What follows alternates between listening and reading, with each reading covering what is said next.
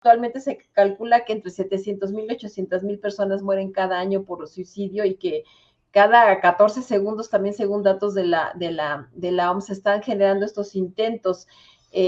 Hay una cuestión que se ha desatado de manera exponencial y como dijiste claramente, Sergio, entre niños y adolescentes particularmente, y tiene mucho que ver también con esa facilidad con que se accede a los contenidos en las redes. Estaba viendo que debemos de ser cuidadosos con la utilización de ciertos conceptos aquí en los medios digitales. Y tiene que ver con eso, Sergio, con que las cuestiones que se están repite y que se están en cierta forma, digamos, normalizando y no viendo con una criterio necesariamente de esto, ¿no? De concientización, de prevención, sino en algunos casos de estímulo, de promoción, de invitación, particularmente a los chicos, se está volviendo un verdadero problema. Recientemente tuvimos noticias de estos chicos que utilizando la inteligencia artificial habían incurrido en atentados contra su propia vida. Y esto es algo que verdaderamente está preocupando mucho, Sergio. Hay cada vez, bueno, precisamente a partir de este aumento exponencial, pues han aumentado también los estudios que están tratando de entender qué es lo que pasa en la mente, en la condición de personas que tienen estas conductas de atentar contra su propia vida. Y bueno, también se han hecho estudios muy interesantes que nos dan cuenta de las situaciones que predisponen a acciones de esta naturaleza. Solamente como dato, el 77% de las muertes suceden en países de bajos y medianos ingresos. Y es especialmente, ha aumentado, este aumento que das, como decías, es de manera exponencial en las personas, en niños y adolescentes. Eh, Generalmente son más quienes los concretan son hombres, aunque son más el atentado o la conducta suicida se presenta más generalmente entre mujeres. ¿Y qué está pasando, Sergio? Que una también de las intenciones de generar de visibilizar este fenómeno y mencionar estos días es verlo como un problema de salud pública, en donde hay situaciones que van generando las condiciones para que las personas vayan desarrollando este tipo de actividades, más allá de temas en donde sí hay ciertas alteraciones genéticas que se han detectado, se han documentado, donde hay ciertas alteraciones en circuitos cerebrales que están relacionados con el control de impulsos, hay ciertos cambios anatómicos en donde están hiperactivadas zonas relacionadas con el funcionamiento de ciertos neurotransmisores, donde se alteran sustancias que produce nuestro propio cuerpo, como la serotonina, la noradrenalina, que afecta a cuestiones desde lo inmunológico hasta lo conductual, y que tiene que ver con la vivencia, Sergio, de situaciones altamente estresantes, adversidades en la etapa temprana de la vida. Personas que están viviendo condiciones en donde tienen una gran precariedad, situaciones de mucha marginalidad, de violencia, situaciones manejadas de una manera inadecuada como conflictos en los entornos familiares, separaciones, pérdidas, contacto con personas que están en condiciones de conflictos con la ley, situaciones que suelen ser difíciles para la crianza, para el desarrollo de esos contactos y vínculos afectivos. Son mucho más proclives a desarrollar estas conductas suicidas, pero también hay alteraciones en el desarrollo cerebral. Sergio, el visibilizar esto, es decir, son cuestiones prevenibles siempre y cuando haya esa capacidad de ver y de generar y de retroalimentar esos vínculos que están requiriendo personas. ¿Qué sucede tanto en la infancia como en la adolescencia particularmente, Sergio? Que no están desarrollados los circuitos cerebrales que permiten dimensionar y procesar el dolor psíquico, el dolor anímico, y que la idea, porque se empieza por las ideaciones, de que terminar con la vida es una forma de terminar con el dolor, no contacta con que la muerte es una cuestión irreversible, que tiene una consecuencia fatal, que no hay una vuelta atrás. esa noción de la trascendencia y del impacto que tiene una acción de esta naturaleza no está desarrollada en la edad ni de infantes ni de adolescentes, Sergio. Entonces, no están los jóvenes y los niños no están en condiciones todavía por su madurez o inmadurez más bien cerebral de medir el alcance de tener conductas riesgosas o francamente de autoatentado. Es una forma que se llega a desarrollar para lidiar con el dolor psíquico de no tener estos asideros, de no tener estos vínculos, de no tener una clara construcción de la identidad, de tener problemas de autoestima, de tener problemas de violencia, de bullying, de marginación, de agresión, de negligencia, etcétera, Sergio, que están detrás de este tipo de conductas y que tristemente también se facilitan cuando accedes a las redes y hasta te dicen cómo cometerlo, ¿no? Como si fuera una cuestión tan a la mano. Es triste que pasen estas cosas porque pueden pasar, porque están las circunstancias o las facilidades dadas y que muchas veces como sociedades no nos damos cuenta lo que están expresando niños y adolescentes como carencias. El hecho de que haya tantas conductas como ahora dicen, oposicionistas desafiantes o demasiado metidos en las redes o algo así, te está hablando de que esos jóvenes, esos niños necesitan cultivar vínculos afectivos y creo que como adultos debemos de voltear a ver esas realidades, Sergio. Y fíjate.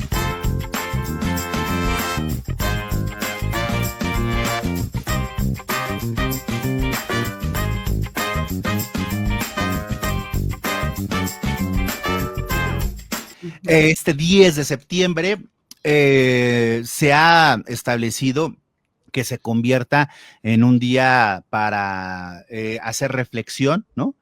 Hacer reflexión respecto a un tema que cada vez crece en nuestro país. Tan solo en los últimos años ha crecido la tasa un 20% en el incremento de adolescentes particularmente que deciden cometer suicidio, ¿no? Y entonces, por eso es importante platicarlo, Alicia, pues todas las aristas que tiene este tema, que cada vez, o sea, que en 3 años crezca 20% es alarmante, ¿no? Y entonces, si esto tú lo vas checando, pues entonces vamos a terminar en 15, 20 años con un problema de proporciones mayúsculas, de decenas de miles de personas desvividas por ellos mismos, pero al mes, ¿no? Va a ser complicado, Alicia. Entonces, ¿por dónde comenzamos con un problema tan complejo? Pues mira, me llamó la atención, bueno, como bien lo mencionas, es el día 10, el próximo miércoles, que desde el 2003, ojo, y pongo en la subrayo porque fue antes de la pandemia y esto se ha agudizado después de la pandemia. Claro. O sea, es algo que se aumentó exponencialmente. Ya se veía como un problema y cuando se estableció en esos años por la Asociación Internacional de la Prevención de Suicidio junto con la OMS, se planteaba, en principio, generar una conciencia, ¿no? Visibilizar un problema que se estaba dando, desestigmatizarlo, porque también es un tema de estigma social del que no se quiere hablar, del que no se quiere abordar, y por supuesto prevenirlo, ¿no? Desarrollar la sensibilidad y la cultura necesaria para prevenirlo. Y considerando, bueno, actualmente se calcula que entre 700,000 y 800,000 personas mueren cada año por suicidio y que cada 14 segundos, también según datos de la OMS, se están generando estos intentos. Hay una cuestión que se ha desatado de manera exponencial y como dijiste claramente, Sergio, entre niños y adolescentes particularmente, y tiene mucho que ver también con esa facilidad con que se accede a los contenidos en las redes. Estaba viendo que debemos de ser cuidadosos con la utilización de ciertos conceptos aquí en los medios digitales. Y tiene que ver con eso, Sergio, con que las cuestiones que se están repite y que se están en cierta forma, digamos, normalizando y no viendo con un criterio necesariamente de esto, ¿no? De concientización, de prevención, sino en algunos casos de estímulo, de promoción, de invitación, particularmente a los chicos, se está volviendo un verdadero problema. Recientemente tuvimos noticias de estos chicos que utilizando la inteligencia artificial habían incurrido en atentados contra su propia vida, y esto es algo que verdaderamente está preocupando mucho, Sergio. hay cada vez, bueno, precisamente a partir de este aumento exponencial, pues han aumentado también los estudios que están tratando de entender qué es lo que pasa en la mente, en la condición de personas que tienen estas conductas de atentar contra su propia vida. Y bueno, también se han hecho estudios muy interesantes que nos dan cuenta de las situaciones que predisponen a acciones de esta naturaleza. Solamente como dato, el 77% de las muertes suceden en países de bajos y medianos ingresos. Y es especialmente, ha aumentado, este aumento que das, como decías, es de manera exponencial en las personas, en niños y adolescentes. Eh, Generalmente son más quienes los concretan son hombres, aunque son más el atentado o la conducta suicida se presenta más generalmente entre mujeres. ¿Y qué está pasando, Sergio? Que una también de las intenciones de generar de visibilizar este fenómeno y mencionar estos días es verlo como un problema de salud pública, en donde hay situaciones que van generando las condiciones para que las personas vayan desarrollando este tipo de actividades, más allá de temas en donde sí hay ciertas alteraciones genéticas que se han detectado, se han documentado, donde hay ciertas alteraciones en circuitos cerebrales que están relacionados con el control de impulsos, hay ciertos cambios anatómicos en donde están hiperactivadas zonas relacionadas con el funcionamiento de ciertos neurotransmisores, donde se alteran sustancias que produce nuestro propio cuerpo, como la serotonina, la noradrenalina, que afecta a cuestiones desde lo inmunológico hasta lo conductual, y que tiene que ver con la vivencia, Sergio, de situaciones altamente estresantes, adversidades en la etapa temprana de la vida. Personas que están viviendo condiciones en donde tienen una gran precariedad, situaciones de mucha marginalidad, de violencia, situaciones manejadas de una manera inadecuada como conflictos en los entornos familiares, separaciones, pérdidas, contacto con personas que están en condiciones de conflictos con la ley, situaciones que suelen ser difíciles para la crianza, para el desarrollo de esos contactos y vínculos afectivos, son mucho más proclives a desarrollar estas conductas suicidas, pero también hay alteraciones en el desarrollo cerebral. Sergio, el visibilizar esto, es decir, son cuestiones prevenibles siempre y cuando haya esa capacidad de ver y de generar y de retroalimentar esos vínculos que están requiriendo personas. ¿Qué sucede tanto en la infancia como en la adolescencia particularmente, Sergio? Que no están desarrollados los circuitos cerebrales que permiten dimensionar y procesar el dolor psíquico, el dolor anímico, y que la idea, porque se empieza por las ideaciones, de que terminar con la vida es una forma de terminar con el dolor, no contacta con que la muerte es una cuestión irreversible, que tiene una consecuencia fatal, que no hay una vuelta atrás. Esa noción de la trascendencia y del impacto que tiene una acción de esta naturaleza no está desarrollada en la edad ni de infantes ni de adolescentes, Sergio. Entonces, no están los jóvenes y los niños, no están en condiciones todavía por su madurez o inmadurez más bien cerebral, de medir el alcance de tener conductas riesgosas o francamente de autoatentado. Es una forma que se llega a desarrollar para lidiar con el dolor psíquico, de no tener estos asideros, de no tener estos vínculos, de no tener una clara construcción de la identidad, de tener problemas de autoestima, de tener problemas de violencia, de bullying, de marginación, de agresión, de negligencia, etcétera, Sergio, que están detrás de este tipo de conductas y que tristemente también se facilitan cuando accedes a las redes y hasta te dicen cómo cometerlo, ¿no? Como si fuera una cuestión tan a la mano. Es triste que pasen estas cosas porque pueden pasar, porque están las circunstancias o las facilidades dadas y que muchas veces como sociedades no nos damos cuenta lo que están expresando niños y adolescentes como carencias. El hecho de que haya tantas conductas como ahora dicen, oposicionistas desafiantes o demasiado metidos en las redes o algo así, te está hablando de que esos jóvenes, esos niños necesitan cultivar vínculos afectivos y creo que como adultos debemos de voltear a ver esas realidades, Sergio. Y fíjate que aquí creo que también algo que sería importante, pues aprender y considerar cuáles son estos factores, ¿no? Que pueden, digo, puede ser multifactorial, por supuesto, pero seguramente, Alicia, habrá indicativos, ¿no? Que nos puedan sugerir que algo no está bien, ¿no? Y en ese sentido vale la pena hablarlo cada año, hablarlo no todos los días, pero sí tenerlo muy consciente.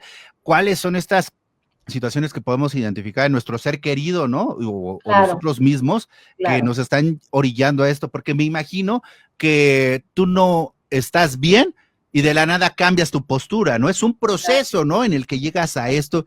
¿Qué habría que tomar en cuenta que, podemos ya estar como en este tobogán y que ya no hay como un punto de no retorno, ¿no?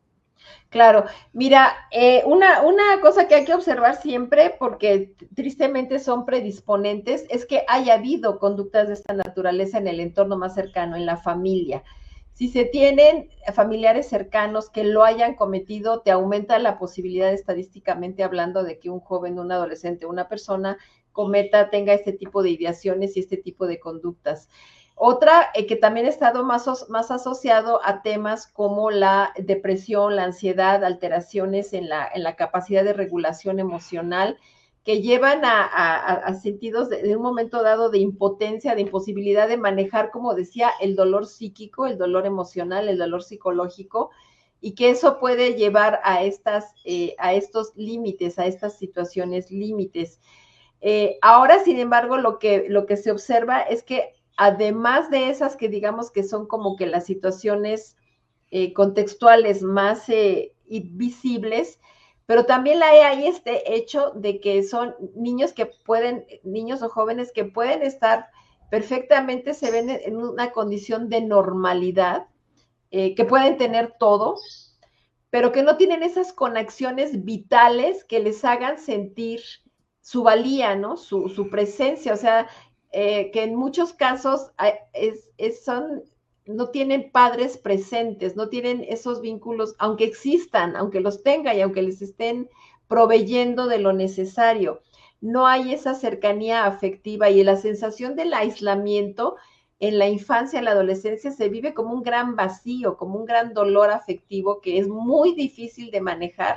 Y reitero, no se tiene la capacidad de decir cómo lidio con esto, pues cortadas y heridas y cuestiones así, hasta poder pensar en atentar contra la propia vida como un medio de terminar con el dolor, no con la vida. O sea, se quiere terminar con el dolor, pero no se evalúa que lo que se está terminando es con la vida misma. Un estudio muy interesante que hizo el Instituto Nacional de Psiquiatría aquí de México, el Ramón de la Fuente Muñiz, veía eso, ¿no? Una encuesta entre jóvenes que habían tenido estas intenciones y es que yo no quería terminar con mi vida, quería terminar con el dolor, pero no se dimensiona que infringir, atentar contra la vida propia es un evento irreversible, fatal. Esa, reitero, es una noción que no se tiene y por eso cuando creo que a la pregunta o al comentario que decía Sergio de qué aprender a observar, pues notar si hay estas situaciones de mucha desconexión, de agresividad, de malestar en las conductas, cambios repentinos, una persona, un joven que gusta mucho de hacer algo, de pronto deja de hacerlo, o al revés, de pronto está muy entusiasmado por algo, pero como que no hay una correlación entre la conducta habitual en estados normales. Cambios muy drásticos pueden ser indicativos. El hecho de que empiecen a verbalizar sobre eso, sobre situaciones depresivas, de tristeza, de falta de conexión, que se sientan agredidos, que no tengan un sentido de propósito, de identidad, de apego, que estén aislados, que tiendan a estar en situaciones de marginación. Todos esos son aspectos, Sergio, que importa abordarlos. Buena parte de esto es, reitero, por esa falta de conexión, porque no se sienten mirados, porque su existencia no se siente validada o porque no están pudiendo lidiar con sus propias emociones. Y de todo eso, los signos, pues te hablan de esas actitudes de pronto medio contrastantes, deben de llamarnos la atención y tener esta escucha activa, esta capacidad de ponerles atención para que como métodos preventivos, Sergio. Sí, y creo que aquí también entonces vale la pena hablar de qué podemos hacer, Alicia. O sea, las personas que estamos alrededor de estos seres queridos, ¿qué podemos hacer? ¿Cómo abordarlo, no? Porque primero me imagino tendrás un tema de confrontación personal, puta, ¿cómo no me di cuenta, no? O ¿cómo no me estoy dando cuenta que mi hijo, ¿no? O mi pariente está en una situación así? Y después, ¿cómo abordarlo sin ahuyentarlo, sin orillarlo o aislarlo más? Claro. Mira, hay cuestiones preventivas que son bien importantes y es involucrarlos en actividades que les generen un sentido de pertenencia, el deporte, la música, los trabajos en equipos, o sea, realmente estar generando este sentido de pertenencia y de apego, de valoración y de que están siendo visibilizados y que están perteneciendo a grupos, ¿no?